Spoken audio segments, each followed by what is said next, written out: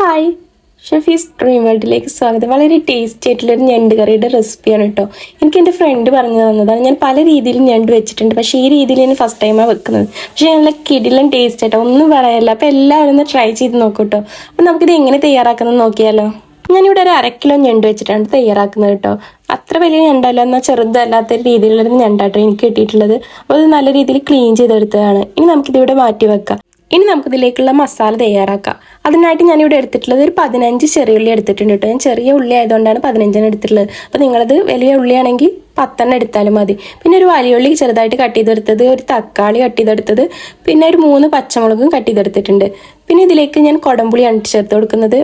ഇതിലേക്ക് ആവശ്യമായ പുളിക്കുള്ള കുടംപുളി എടുത്തിട്ടുണ്ട്.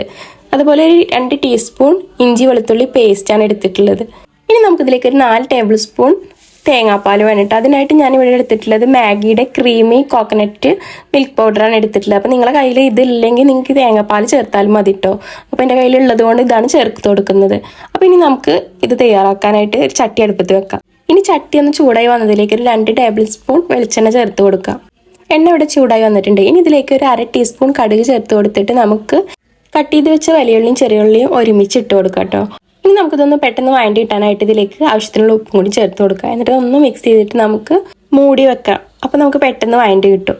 അപ്പോൾ ഉള്ളിയുടെ വഴണ്ടി വന്നിട്ടുണ്ട് കേട്ടോ. അപ്പോൾ ഇനി നമുക്കിതിലേക്ക് നമ്മൾ ചതച്ച് വെച്ച ഇഞ്ചി വെളുത്തുള്ളി പേസ്റ്റ് കൂടി ചേർത്ത് കൊടുക്കാം. എന്നിട്ട് അതിൻ്റെ പച്ചപ്പൊന്ന് മാറുമ്പോൾ നമുക്കിതിലേക്ക് കട്ട് ചെയ്ത് വെച്ച തക്കാളിയും പച്ചമുളകും കൂടി ചേർത്ത് കൊടുക്കാം. ഇനി തക്കാളി ചേർത്തതിന് ശേഷം ഒന്ന് മിക്സ് ചെയ്തിട്ട് നമുക്ക് ഒന്നും കൂടി മൂടി വെക്കാം. അപ്പോൾ തക്കാളി ഇവിടെ ഉടഞ്ഞ് വന്നിട്ടുണ്ട് കേട്ടോ. ഇനി ഇതിലേക്ക് ഒരു ടീസ്പൂൺ കാശ്മീരി മുളക് പൊടിയാണ് ചേർത്ത് കൊടുക്കുന്നുണ്ട്, ഒരു കളർ കിട്ടാൻ വേണ്ടിയിട്ട്.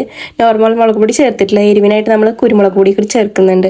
ഇനി ഒരു 1/4 ടീസ്പൂൺ മഞ്ഞൾപ്പൊടി കൂടി ചേർത്ത് കൊടുത്തിട്ടുണ്ട്.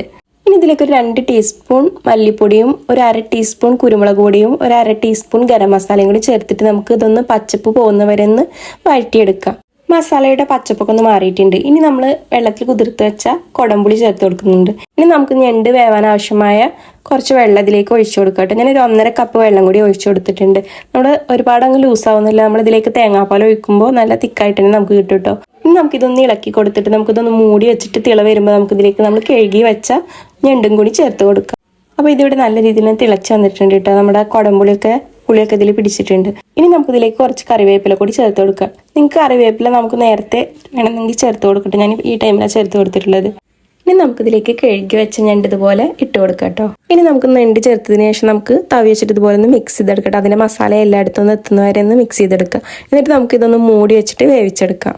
അപ്പം നമ്മുടെ ഞണ്ട് ഇവിടെ വെന്ത് വന്നിട്ടുണ്ട് കേട്ടോ. മസാല എല്ലാം കുറുകി ഇതുപോലെ കിട്ടിയിട്ടുണ്ട്. ഇനി നമുക്കിതിലേക്ക് തേങ്ങാപ്പാലാണ് ചേർത്ത് കൊടുക്കേണ്ടത് കേട്ടോ. ഞാനിവിടെ മാഗിയുടെ ക്രീമി കോക്കനട്ട് മിൽക്ക് പൗഡർ എടുത്തിട്ടുള്ളത് കേട്ടോ. നിങ്ങൾക്ക് ഒരു തേങ്ങയുടെ മുറി എടുത്തിട്ട് അതിൻ്റെ പാലൊഴിച്ചാലും മതി കേട്ടോ. ഞാനിവിടെ ഒരു 4 ടേബിൾ സ്പൂൺ വെള്ളത്തിൽ 2 ടേബിൾ സ്പൂൺ പൊടിയാണ് എടുത്തിട്ടുള്ളത്. അതൊന്ന് കലക്കി ചൂടുവെള്ളത്തിലൊന്ന് കലക്കി എടുത്തിട്ട് ഇതിലേക്ക് ഒഴിച്ചു കൊടുക്കുന്നുണ്ട്. തേങ്ങാപ്പാൽ ഒഴിച്ചതിന് ശേഷം ഒരുപാട് അങ്ങ് തിളക്കണ്ട കേട്ടോ. ചെറുതായിട്ടൊന്ന് തിള വരുമ്പോൾ തന്നെ നമുക്ക് തീ ഓഫ് ചെയ്യാം കേട്ടോ. അല്ലെങ്കിൽ ആ തേങ്ങാപ്പാലിൻ്റെ ടേസ്റ്റ് നഷ്ടപ്പെടും. ഇതിവിടെ ഞാൻ ഓഫ് ചെയ്തിട്ടുണ്ട് കേട്ടോ. നമ്മൾ ഓഫ് ചെയ്താലും ഇതുപോലെ തിളച്ച് വരുമല്ലോ, മൺചട്ടി ആയതുകൊണ്ട്. ഇനി നിങ്ങൾക്ക് ഈ ടൈമിൽ ഉപ്പോ എരിവോ കുറവുണ്ടെങ്കിൽ ചേർത്ത് കൊടുക്കുക കേട്ടോ. അങ്ങനെ നമ്മൾ ടേസ്റ്റി ആയിട്ടുള്ള കറി ഇവിടെ റെഡി ആയിട്ടുണ്ട് കേട്ടോ. ഇനി ഇതിൻ്റെ മുകളിലായിട്ട് കുറച്ചും കൂടി പച്ച കറിവേപ്പില കൂടി ചേർത്ത് കൊടുക്കുന്നത്. അതുപോലെ ഒരു 2 ടേബിൾ സ്പൂൺ വെളിച്ചെണ്ണ കൂടി ചേർത്ത് കൊടുക്കുക കേട്ടോ. അപ്പോൾ നമ്മൾ ടേസ്റ്റി ആയിട്ടുള്ള ഞണ്ട് കറി ഇവിടെ റെഡി ആയിട്ടുണ്ട്. ഞാൻ പല രീതിയിൽ വെച്ചിട്ടുണ്ട്, പക്ഷേ ഒരു ഡിഫറെൻറ്റ് ടേസ്റ്റ് ആട്ടോ ഇതിന് തേങ്ങാപ്പാൽ ഒഴിച്ചത് കൊണ്ട് തന്നെ. അപ്പോൾ എല്ലാവരും ഒന്ന് ട്രൈ ചെയ്ത് നോക്കിയിട്ട് നല്ല ടേസ്റ്റി ആയിട്ടുള്ള ഒരു കറിയാണ്. അപ്പോൾ എല്ലാവരും ട്രൈ ചെയ്ത് നോക്കിയിട്ട് അഭിപ്രായം കമൻറ്റ് ചെയ്യാൻ മറക്കണ്ട. അപ്പോൾ വീഡിയോ ഇഷ്ടപ്പെട്ടാൽ ഒന്ന് ലൈക്കും ഷെയറും കൂടെ സബ്സ്ക്രൈബും ചെയ്ത് കൂട്ടാക്കണം. ഇൻഷാ അള്ളാ മറ്റൊരു നല്ല വീഡിയോ ആയിട്ട് വീണ്ടും വരാം.